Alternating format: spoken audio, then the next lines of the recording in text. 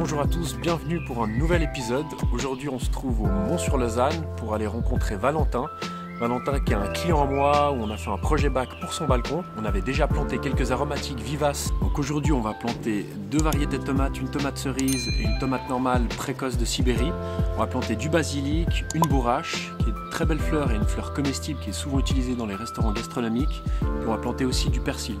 Je tenais aussi à vous faire cette vidéo pour vous présenter Valentin qui est passionné de cocktails et de conception de cocktails. Le but pour lui c'était d'avoir une certaine déjà expérimentation, de cultiver certains légumes aromatiques pour pouvoir ensuite concocter des cocktails. Donc un petit bonus à la fin, il va nous faire une belle recette. Il va aussi vous expliquer ce qu'il a mis dedans, comment il s'y prend et puis peut-être développer sur sa passion qui est la conception de cocktails. Allez, c'est parti!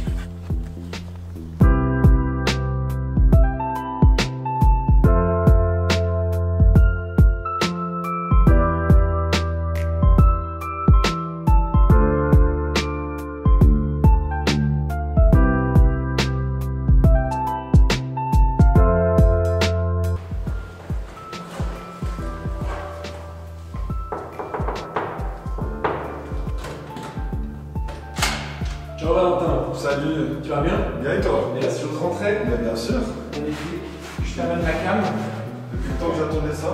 Trop bien.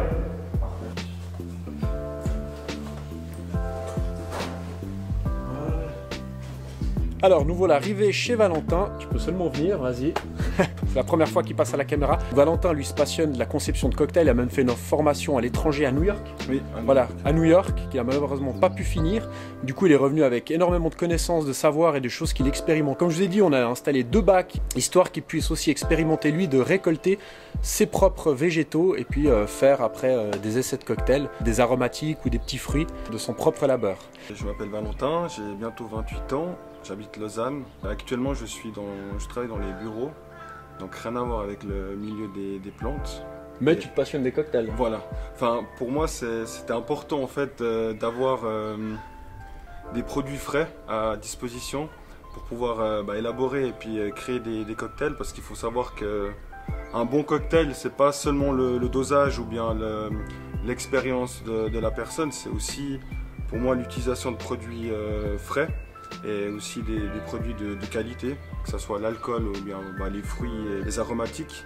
Donc c'est aussi pour ça que j'ai contacté Adrien pour pouvoir avoir à disposition sur mon balcon direct des produits frais, donc que ce soit des fraises ou des fruits ou bien des plantes aromatiques pour aromatiser tout ça. C'est là où sa démarche aussi me touche, c'est qu'il a aussi ce souci de bien faire, ce souci de, on va dire, écologique aussi. Il porte une importance particulière à avoir des produits de qualité, de saison et de proximité. Il n'y a pas beaucoup de place, mais voilà, c'est une première expérimentation et ça me donne aussi, moi, le moyen d'expérimenter parce que j'ai pas forcément énormément de recul dans de la culture sur bac. Ça fait plus de 10 ans que j'adore en fait faire des cocktails. Ma passion, elle est venue en faisant petit à petit à des amis. Ce que j'apprécie le plus, en fait, c'est le retour des gens quand je leur propose des cocktails et je vois le sourire en fait sur leur visage. Pour moi, c'est ce qui me fait le plus plaisir finalement. J'ai créé en fait une page qui s'appelle passion.moreto sur Instagram. Allez jeter un coup d'œil, ça vaut la peine. Alors mon ami Valentin, du coup,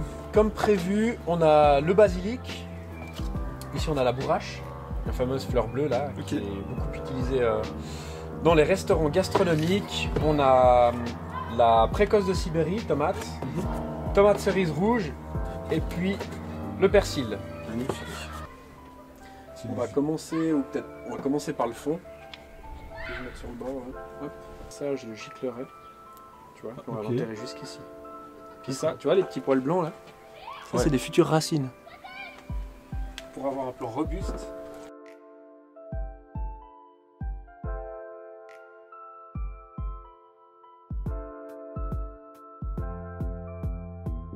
Alors la tomate, si tu veux, dans son milieu naturel, va faire une sorte de gros buisson un peu rampant. Et puis nous, on intervient humainement en les tutorisant pour éviter justement que les fruits soient directement en contact avec le sol, qui crée une pourriture plus précoce. Des limaces, tout ça pourrait les bouffer, enfin tu vois. C'est pour ça qu'on tutorise, mais de manière, on va dire, naturelle, la tomate serait un peu ramperait, si tu feras un gros buisson un peu rampant. Et nous on les taille, on les tutorise pour avoir justement une verticalité puis qu'elles prennent le moins de place possible. Donc si tu veux là, Donc là, tu as ton plant de tomate. Là, tu as la tige principale. Hein. Ouais. Là, tu as les feuilles.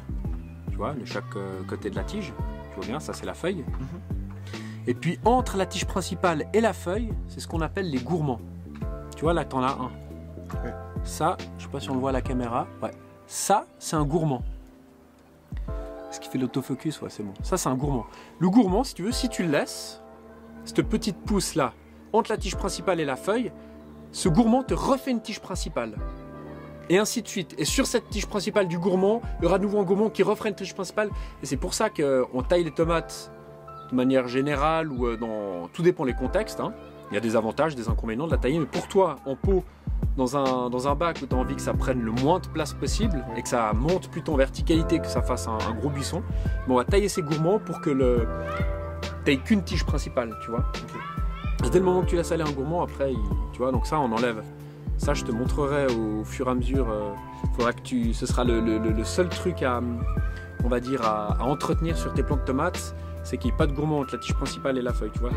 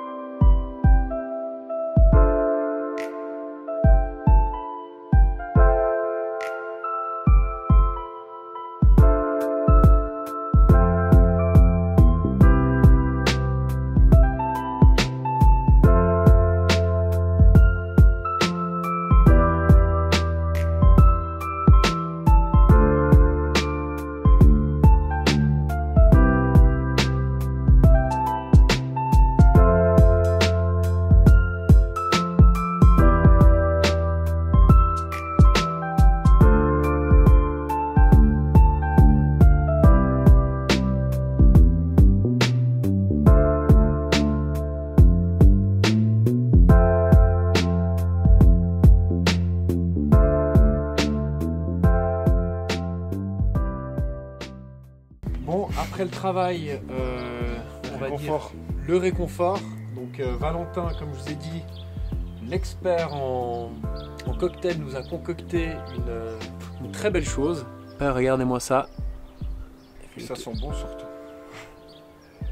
Ça sent super bon. Du coup, c'était un test aussi, vu que j'ai voulu remplacer en fait la menthe par le basilic.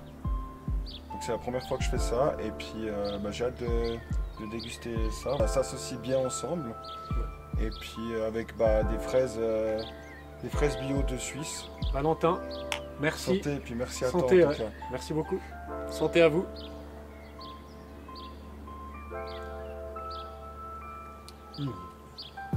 Purée.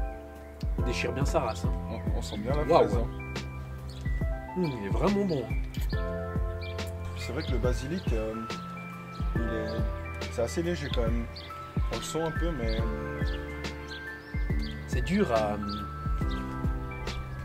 franchement véritablement le sentir. Ouais, je dirais qu'avec le fruit frais qui est bien mûr, pour moi c'est vraiment, ça change tout, Ouais, c'est clair.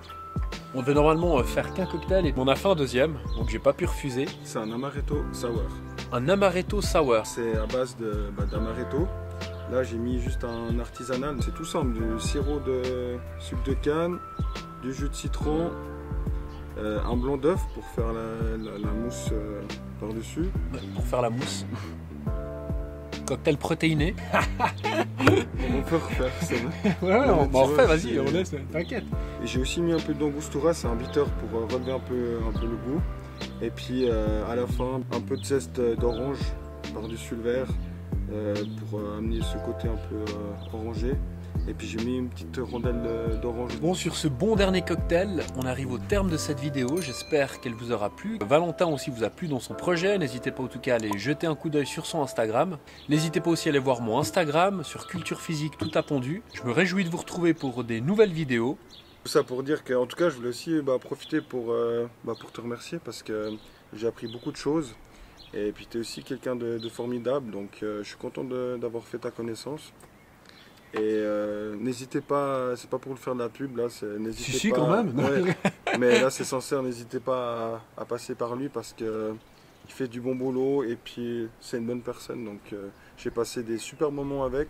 Je me réjouis aussi de vous refaire une vidéo de toute façon de tous les projets qui sont en cours actuellement pour vous montrer cet été quand tout sera vraiment en explosion de végétaux. En attendant, portez-vous bien. N'oubliez pas la routine de fin. Je sais pas si tu connais ma routine de fin. Bien. C'est en faisant. Je pense que je vais te laisser l'honneur. Bon, alors je vais le dire. Alors n'oubliez pas la routine de fin qui me tient vraiment à cœur et ce sera vraiment une routine de fin de chaque vidéo. Montrer l'exemple n'est pas la meilleure façon de convaincre, c'est la seule. Allez, ciao!